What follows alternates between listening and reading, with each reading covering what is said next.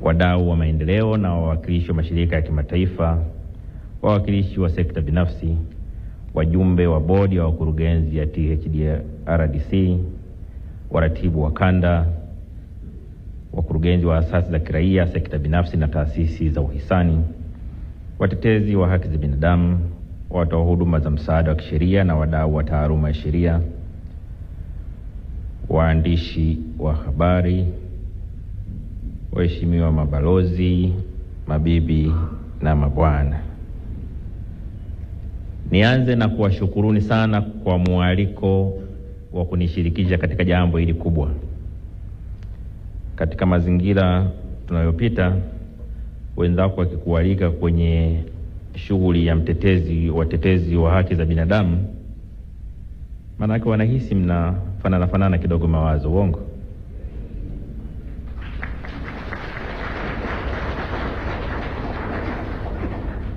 Kwa kweli nawashukuru sana kwa heshima kubwa ambayo mmenipa, na nitumie nafasi hii kuhakikishia kwamba serikali itaendelea kuwapa ushirikiano mara kwa mara kadri mtakavyohitaji kushirikiana na serikali. Lakini nitumie nafasi hii pia kuwapa salamu kutoka kwa mwenyekiti wa Rais wa Jamhuri ya Muungano wa Tanzania, Daktari Samia Suluhu Hassan, ambaye miaka michache iliyopita ndiye alikuwa mgeni rasmi kwenye shughuli yenu. Amenituma niwape salamu nyingi za upendo na mshikamano.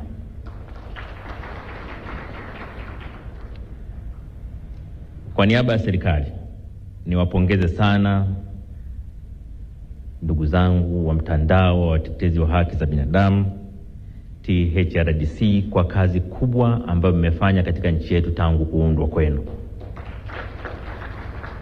Mwenyekiti wa bodi ameeleza, Mheshimiwa Waziri ameeleza, lakini vile vile mratibu ameeleza.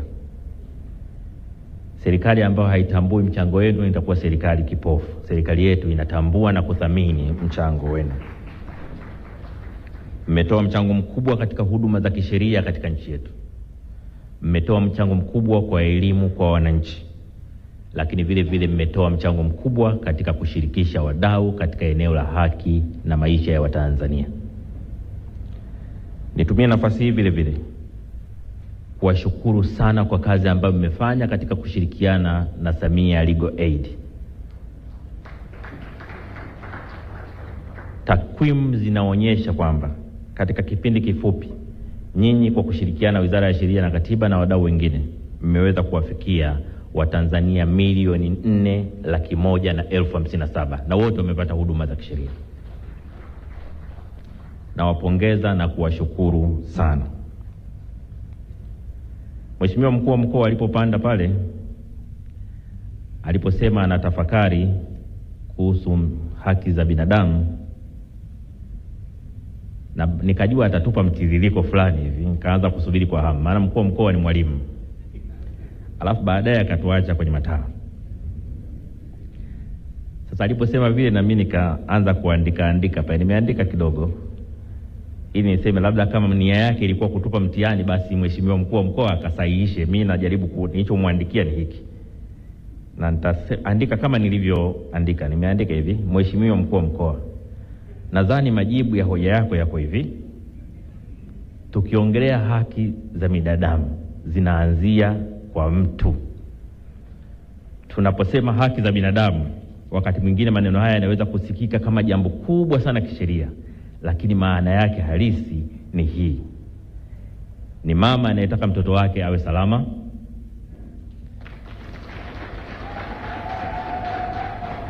ni baba anayetaka kufanya kazi na kuilisha familia yake kwa heshima, ni kijana anayetaka kusikilizwa,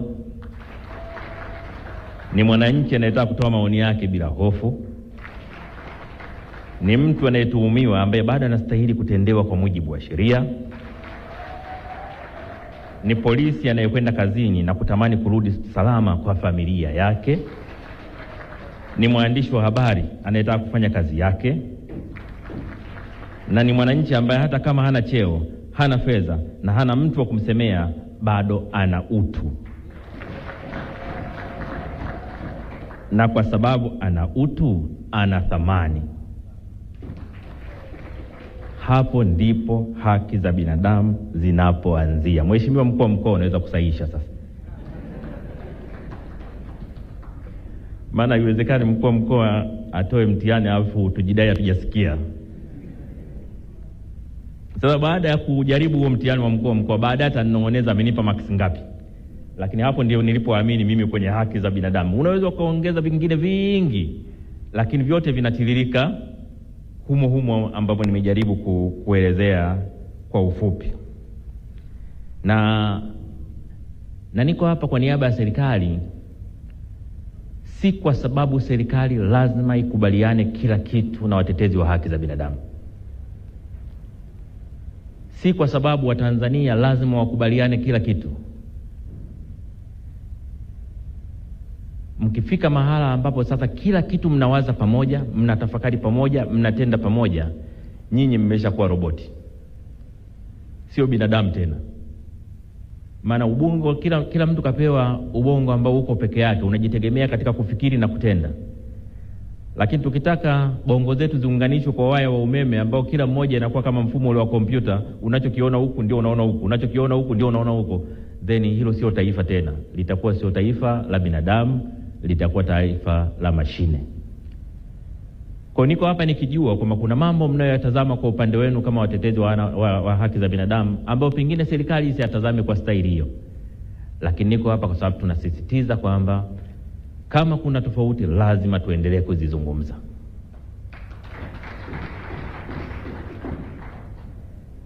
Na tunaweza tukafika mahali kwenye baadhi ya maeneo tusielewane moja kwa moja, lakini si dhambi. Ndio maana Waswahili wanasema kuna muda mnafika mahali sasa tumekubaliana kutokubaliana. Na waungwana wakisema tumekubaliana kutokubaliana, hapo wanagonga glasi kuonyesha kwamba si ugomvi kutokubaliana. Katika dira ya 2050 ya Tanzania, moja ya mambo yameelezwa kwa kirefu sana na kwa kina ni kujenga jamii inayozingatia na kujali haki za binadamu. Kati ya sasa na mwaka 2050 tunaongelea utawala bora, tunaongelea ushirikishwaji wa wananchi, na tunaongelea usawa wa kijamii. Katika kuyatekeleza yote haya tunashirikiana na nani? Kwa vyovyote wadau wetu lazima wawe watetezi wa haki za binadamu.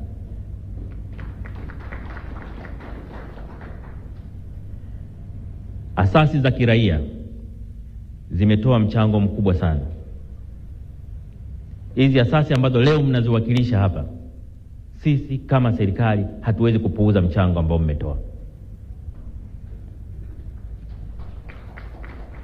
Kwa nguvu ambayo mmekuwa nayo ya nje na ndani ya nchi, mmeshiriki hata katika kujenga uchumi wetu. Mmeshiriki katika ununuzi wa bidhaa pamoja na huduma katika nchi yetu kwa kipindi ambacho mmekuwa mkifanya kazi zenu. Mmeshiriki katika kuchangia kodi na ada katika mapato ya serikali. Mmeshiriki katika kujenga uwezo wa wananchi. Lakini mmeshiriki vile vile katika kuvutia rasilimali fedha kutoka nje ya nchi. Na katika eneo hili kwa kweli, kwa namna ya pekee na washukuru wadau wetu wa kimataifa, na balozi wa Ulaya atusaidia kutufikishia salamu kwa wenzao kwamba kwa kweli tunatambua mchango wao. Kwa sababu kadri walivyokuwa wanawezesha rasilimali fedha, ndivyo ambavyo tuliweza pia kuwa tunaongeza ajira kwa watu wetu. Na kwa kweli nimwambie balozi wa Ulaya na wenzake wasione ni tatizo kuendelea kuzungumza namna ya kuzisaidia taasisi zetu. Wanapopunguza michango yao, wanapunguza nafasi muhimu ya watetezi wa haki za binadamu, sio kwa Tanzania tu, lakini kwa Afrika na dunia. Ni muhimu wajue kwamba tunathamini na kutambua michango yao, na kwa kweli kwa kadri inavyowezekana tunawasihi waendelee kutoa michango hiyo.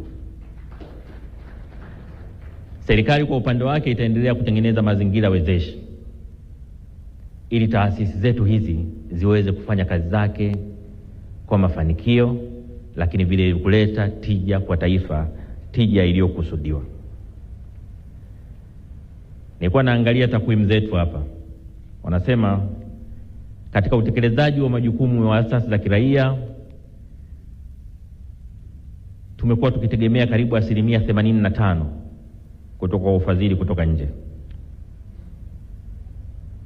na taasisi ambazo zimekuwa hazina vyanzo mbadala ni 79%, na karibu 40% ya taasisi zetu ama zimesitisha utekelezaji wa majukumu yake ama zimepunguza wafanyakazi wake. Kwa hiyo mnaposema serikali itengeneze sera wezeshi, ninawaelewa. Na niwahakikishie kwamba kwa kweli tutafanya kila linalowezekana kushirikiana na nyinyi, kwa sababu tunajua mchango wenu kwa jamii. Tunajua nafasi yenu kwa jamii. Tunajua umuhimu wenu kwa jamii. Mratibu alipozungumza, lakini pia mwenyekiti wa bodi alipozungumza, wamegusia mambo kadhaa ya msingi ambayo ningependa niyasemee kidogo. Kwanza nawapongeza katika mkakati wenu wa kutaka kujenga makao makuu, ambapo rais wetu Dr. Samia Suluhu Hassan alitoa kiwanja. Nataka niwahakikishie kwamba tutatafuta namna ya kushirikiana nanyi.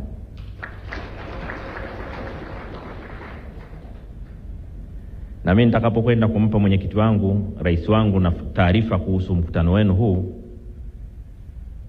nitapata nafasi ya kumwambia kwa mheshimiwa, nimekwenda, ndugu zetu wa THRDC kwanza wanakushukuru kwa kiwanja ulichotoa. Pili, wamepambana sana, wamefika mpaka milioni 300. Na tatu, wanakusikilizia mheshimiwa rais utasema nini hapo.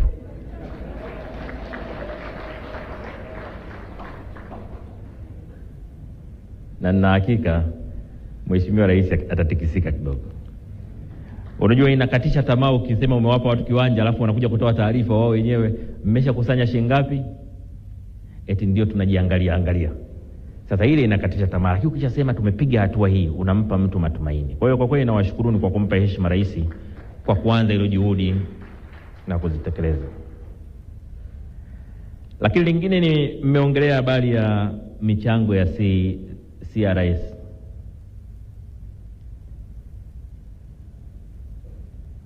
Hizi taasisi zetu, hizi mashirika na makampuni yanayofanya kazi, michango yake katika maendeleo ya jamii. Sasa hili ni la kisera, niseme tu nimelipokea. Tutakwenda tulifanyie kazi, lakini tutafanya kazi pia kwa kushirikiana na nyinyi tujue linawezaje kuwa na manufaa kwetu. Serikali itaona namna ya kuliweka vizuri ili kilichokusudiwa katika mfumo huu wa kuchangia maendeleo ya jamii kupitia makampuni na mataasisi kiweze kuwafikia wananchi kwa kadri inavyowezekana, lakini pia kwa mafanikio katika nchi yetu. Lakini pia mmeongelea habari ya mazingira wezeshi ya kodi kwa zaki. Sasa mnakumbuka mheshimiwa rais aliunda tume ya kodi ambayo ilimpa taarifa mwezi wa 3 mwaka huu, ambayo ilikuwa inaongea namna bora ya kuboresha mifumo yetu ya kodi katika nchi yetu. Ilifanya tathmini kubwa na kutoa mapendekezo 284. Sasa serikali imeweka mchakato wa kuyasimamia kwa muda mfupi, muda wa kati na muda mrefu. Nataka nitumie nafasi hii kuhakikishieni kwamba wakati serikali itakapokuwa ikifanyia kazi jambo hili, nitamuomba mheshimiwa rais kwamba na changamoto ya asasi za kiraia ichomekwe katika michakato hiyo ya mambo hayo matatu. Lakini pia mmeongelea umuhimu wa sera ya ulinzi wa watetezi wa haki za binadamu. Na mmesema vizuri kwamba sehemu nyingine duniani zina utaratibu wa kutambua, iko mikataba ya kimataifa ina utaratibu wa kuwatambua watetezi wa haki za binadamu. Mmeeleza ambavyo watetezi wa haki za binadamu wanaishi kwa hofu katika kutekeleza kuhakikishieni. Kwa mara kwanza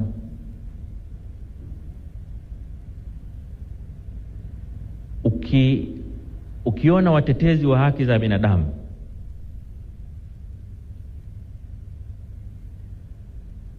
wanajenga hoja ya usalama wao kwanza na kueleza hofu kabla wajaenda kwa wale wanaowatetea, unajua hapa kuna shughuli ya kufanya. Hapa kuna shughuli ya kufanya. Nataka niwahakikishieni kwamba ni jukumu la serikali kusimamia usalama wa maisha ya raia. Huu ni wajibu wa kisheria na kikatiba.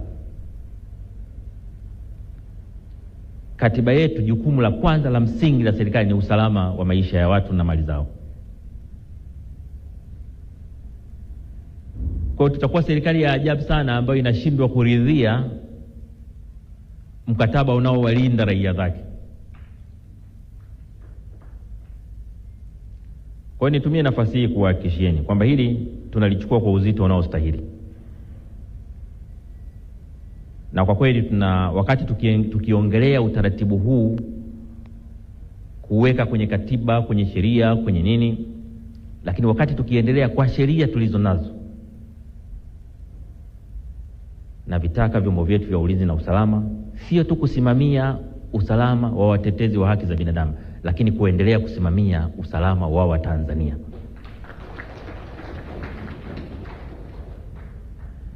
Watanzania wana haki ya kuishi kwa amani bila hofu. Ni haki yao ya kikatiba. Kwa katiba hii tulionayo, Watanzania wana haki ya kuishi kwa amani. Na nimeona hata katika mambo mlioyaeleza kwa kirefu pale ni pamoja na maridhiano pamoja na katiba mpya. Lakini mbona niliambiwa katiba mpya nyinyi hamtaki? Hebu wasiotaka katiba mpya wainue mikono. Kumbe mnataka wote.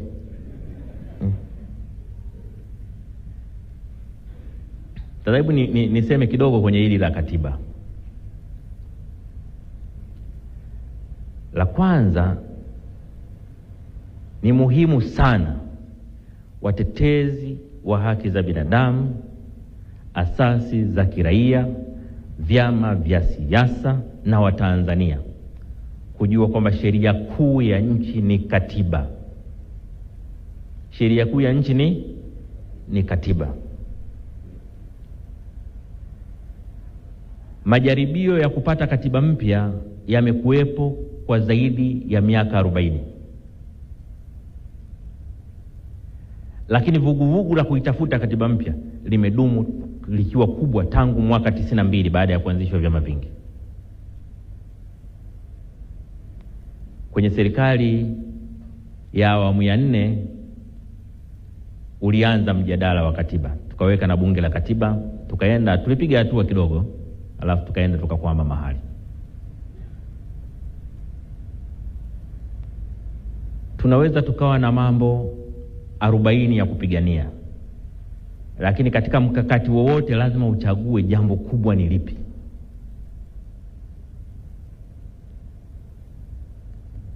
Kwa mfano sasa hivi ukisikiliza madai mengi ya watu mbalimbali, unakuta wamepanga mambo 10 kwa pamoja. Ushindi vita ya mambo 10. Lazima uchague kubwa linaloweza kuyabeba mengine yote ni lipi. Na katika utawala bora katika nchi, kitu kinachoweza kubeba mengine yote ni katiba.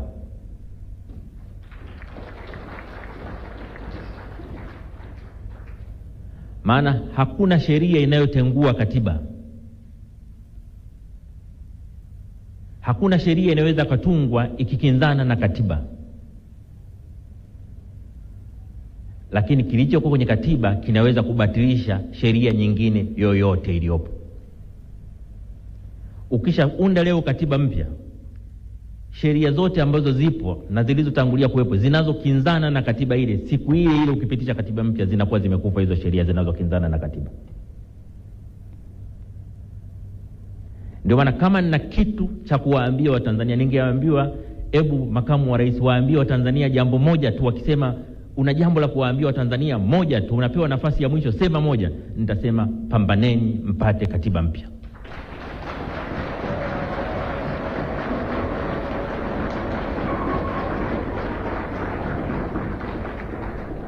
Pambaneni mpate katiba ambayo ina makubaliano ya wadau wote, katiba yenye mwafaka katika taifa, katiba itakayotupeleka mbele miaka 50 inayokuja.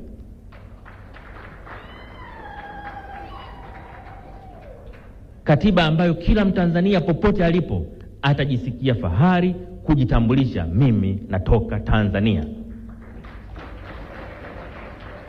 Yenye katiba inayojali maisha ya mtu, lakini pia katiba inayoheshimu haki za raia wake. Katiba inayotupeleka kwenye maendeleo, si maendeleo ya mali tuna uchumi, lakini maendeleo ya heshima na utu wa binadamu anayeishi katika Tanzania.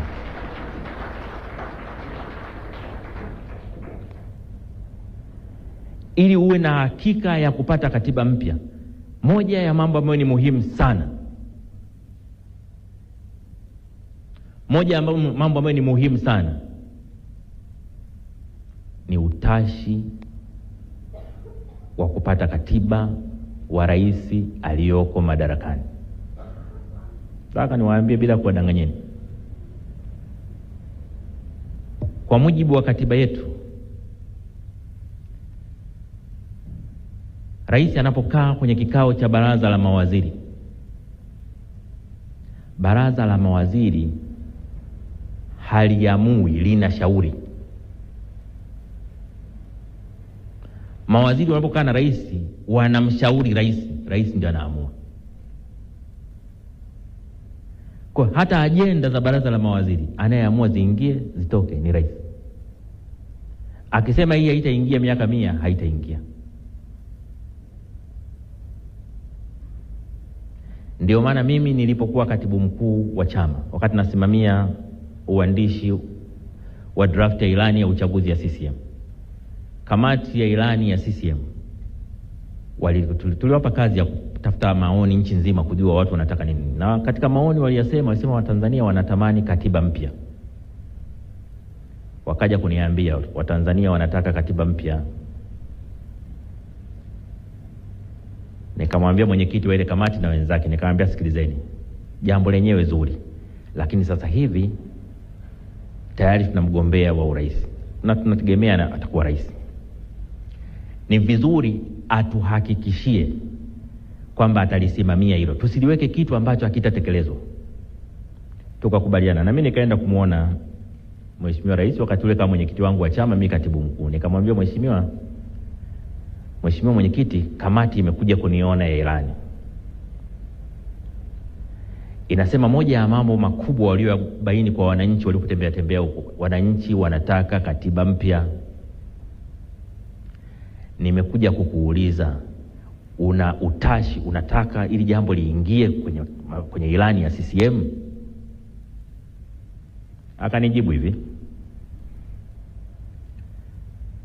katibu mkuu, tume ya haki jinai niliyoiunda, katika moja ya mapendekezo yake nayo ilibaini kwamba Watanzania wanataka katiba mpya, na niliwaahidi kwamba nitalitekeleza. Siwezi kuacha ahadi yangu, liwekeni.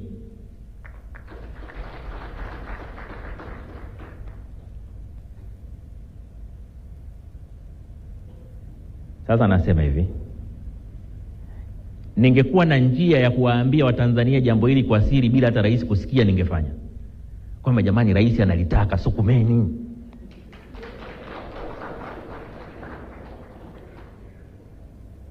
Lakini mazingira ya ruhusu, inabidi niseme kwenye jukwaa kwa jamani, ili Rais Samia analitaka, anataka litekelezwe.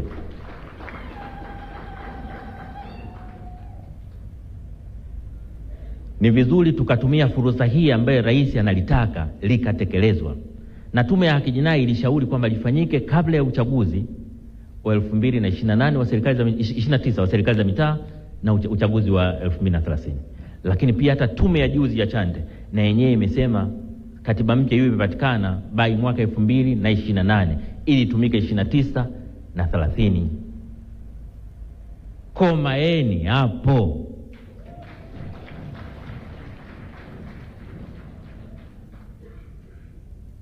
Tusisubiri aje rais ambaye hataki katiba mpya. Katiba iliyoko sasa rais binafsi ataitaka tu kwa sababu inampa nguvu zisizo na maana.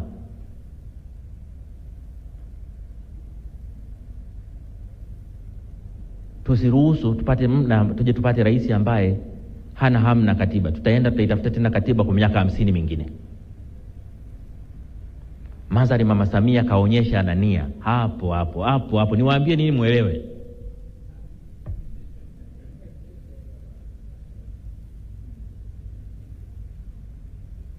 Lakini hata yale mapendekezo ya Tume ya Haki Jinai yako zaidi ya 350 ambayo ameagiza yatekelezwe.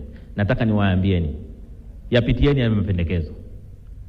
Kama yakitekelezwa, nchi yetu haitabaki ilivyo sasa hivi. Kuna mambo ya ovyo ovyo mengi yanafanyika hapa. Rais kasema tusolve haya mambo, tuyaondoe. Viko vitu vingi vile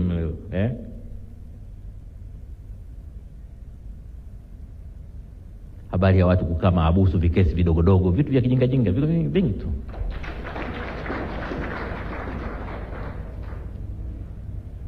Habari ya watu kukosa dhamana kwenye vikosa vya kijinga viko vingi tu. Habari ya watu wakati mwingine mtu ana hamu, maana unajua kuna wakati unakuwa na watu wana roho mbaya. Unakuta mtu mmoja amekaa na roho mbaya pale, ana hamu mtu mwenzake alale mahabusu. Sasa kwa kuwa ana hamu alale mahabusu, anajua Jumamosi na Jumapili hakuna anayepata dhamana, anakupeleka kituoni saa 9 kasoro hivi siku ya Ijumaa ili tuwe na uhakika utalala siku 2. Sasa tunao watu wa hivyo kwenye nchi. Lakini kule kwenye mapendekezo yale anasema vitu gani vitafanya mtu akae mahabusu? Kesi gani zitafanya mtu akae mahabusu? Uwezi tu kuamka asubuhi na mbandika mwenzako kesi alafu hiyo. Sasa mambo haya ndio nasema ile tu tukisema anachohitaji rais kujua ni kwamba watetezi wa haki za binadamu wanaunga mkono maelekezo yake ya mapendekezo ya Tume ya Haki Jinai yatekelezwe. Tukifika hapo tutakuwa na nchi nzuri sana. Tutakuwa na nchi bora kuliko wakati mwingine wote ambao mnafikiria. Kwa hiyo naomba mtoke hapa mkijua kwamba fursa tumeipata ya kupata katiba mpya kabla ya 2030. Kupata katiba mpya kabla ambayo itatumika katika uchaguzi wa 29 na 30. Narudia kutumia maneno magumu, tukomae hapo.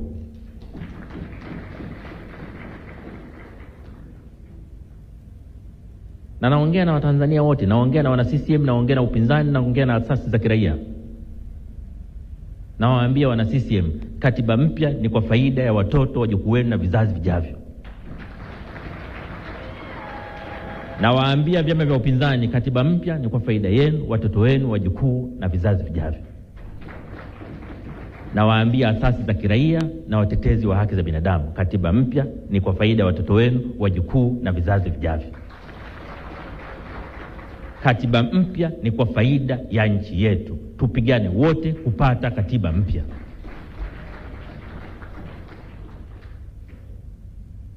Tukishafika hapo, kasi ya maendeleo na mabadiliko kwenye nchi yetu itakuwa kubwa kuliko mnavyofikiri.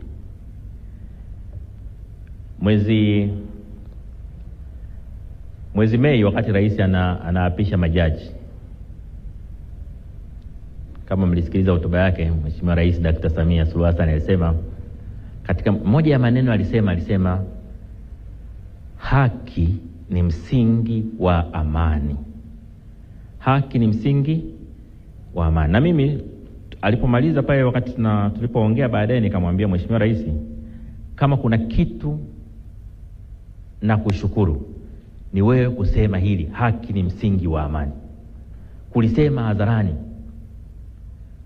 ili viongozi wote tulio chini yako tulihubiri hili kwamba haki ni msingi wa amani. Ukishaanza kuogopa kutamka haki ni msingi wa amani, unaanza na kuona haya kutekeleza haki. Maneno yanazaa matendo. Kwa tunapoanza kulitamka, maana yake kwamba sasa tunajielekeza katika kulitekeleza. Hakuna mashindano ya nani anaanza. Haki ni msingi wa. Haiwezekani mtetezi wa amani akawa adui wa haki na mtetezi wa haki akawa adui wa amani. Alifikiriki. Ni jambo ambalo ni muhimu tujiepushe nalo. Mimi natamani sana, natamani tuwe na Tanzania ambayo kila Mtanzania anajisikia fahari ya utanzania wake. Kila Mtanzania anajisikia amani ndani ya nchi yake. Kila Mtanzania anajisikia yuko salama ndani ya nchi yake. Kila Mtanzania ana hamu ya kuchangia katika maendeleo ya nchi yake. Hiyo ndio nchi naitamani. Natamani nchi ambayo tunatofautiana katika itikadi, tunatofautiana mambo ya vyama vya siasa, tunatofautiana mambo ya dini na makabila, lakini tunatambuana kwa utanzania wetu. Hii ndio nchi ninayoitamani. Natamani nikikutana na mwanaharakati yoyote yule, nimtambue kwa uwezo wake wa kufikiri na kushawishi. Maana kuna wakati namwangalia kwa mfano Maria Sarungi. Maria Sarungi wakati sisi tunasoma shule ya msingi, nilikuwa nasoma shule ya msingi ya Oysterbay pale. Tulikuwa tunasali wote kanisa la Oysterbay. Sasa sisi St. Peter pale. Sasa sisi tulikuwa tunapenda kwenda misa ya Kiingereza. Yeye sijui Kiingereza alijifunza wapi, lakini tulikuwa tunapenda misa ya Kiingereza kwa sababu yeye anaenda kusoma somo vizuri pale. Kwa mimi nikikutana na Maria, ninachokumbuka haraka ni akisoma somo kanisani.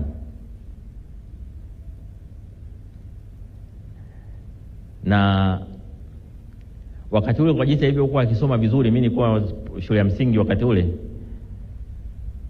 Nilipojua mama yake ni mzungu, nikaanza na mimi nitaoa mzungu ili watoto wangu wawe wanasoma kama yule. Ingawa maisha magumu sana. Baada ya kuoa mzungu nikaishia kuoa Msambaa.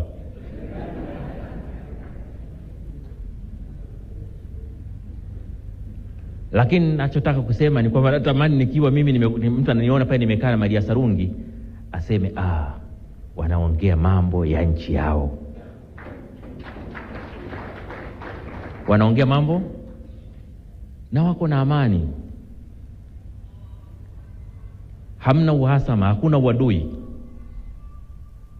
Hiyo ndio aina ya taifa ambalo natamani tulijenge.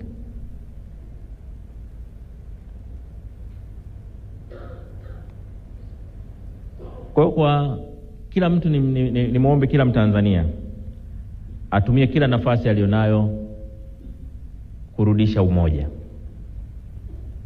kurudisha mshikamano, lakini pia kusimamia haki kama msingi wa amani. Baada ya maelezo hayo, sasa kwa heshima kubwa natamka kwamba mkutano wa THRDC umefunguliwa.